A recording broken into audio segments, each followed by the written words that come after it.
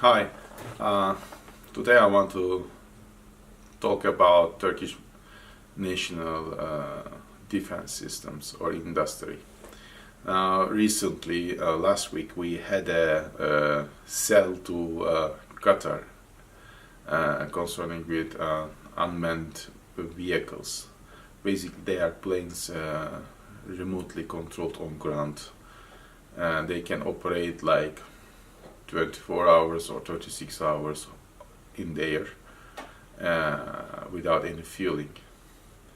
And they can also carry kinds of missiles that can be mounted under the wings, and they can closely monitor and access some intel, which is very important to prevent or to perform successful counterterrorism measurements.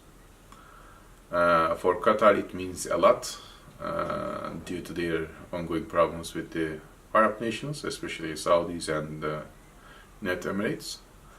To Turkey also it means a lot because the recent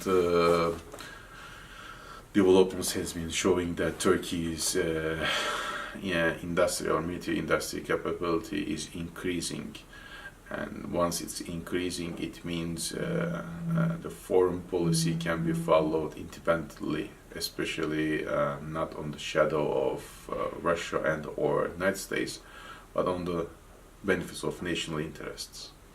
So we are predicting that Turkey's foreign policy will be more independent while the military industry capability is increasing in a decade. Therefore, it's very important to watch closely the Turkish military. Now, coming to that aspect, I would like to also talk about the vehicles that we have. I am also a Turk, that Turkey has sold to Asia countries, if I'm not wrong, Taiwan or Thailand. And they are also very important, that the vehicles that has been designed for the Middle East, let's say, capability also can perform in Asia, shows that the vehicles now are also being preferred by, so it becomes competitive in terms of quality and also price. Also, there is a close relationship with Pakistan and the Pakistani Navy, and Turkey wants to also sell some frigates or converts to the Pakistan Navy, which they want to also build up or modernize their navy. So in that regard, Turkey is about to agree with some purchase agreements. The other issues about Altay tanks. Now, the Altay tanks are like Abrams tanks, very much big, heavy, but fast.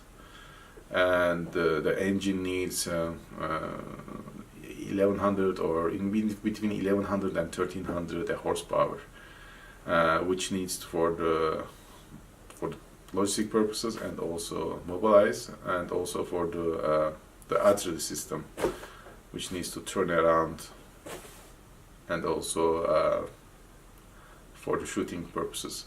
But at this moment, the Turkish industry or military industry can only design effectively to perform almost half of the power required. It has been thought to install two engines. However, then there is a problem of room.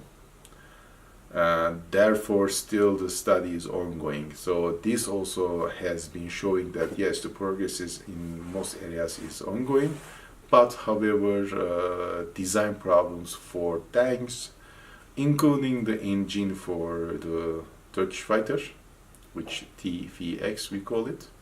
At the moment, it's under design development. We are trying to do that. With this Turkish fighter, there is a problem, two problems. One of them is design. The design is a problem, not about the wings and other things, but mostly about some capabilities of the fighter.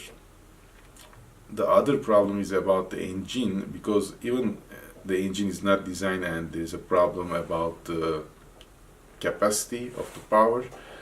Also, there is a structural power such as Turkey doesn't have the ability to mold the steel for that purposes.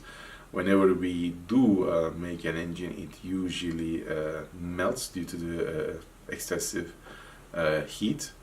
And still, the Turkish industry, not only military but general industry, civil industry, cannot perform that. Meaning that a study or a research on meteorology should be performed, but up until now I haven't heard anything that we are really investing in that industry.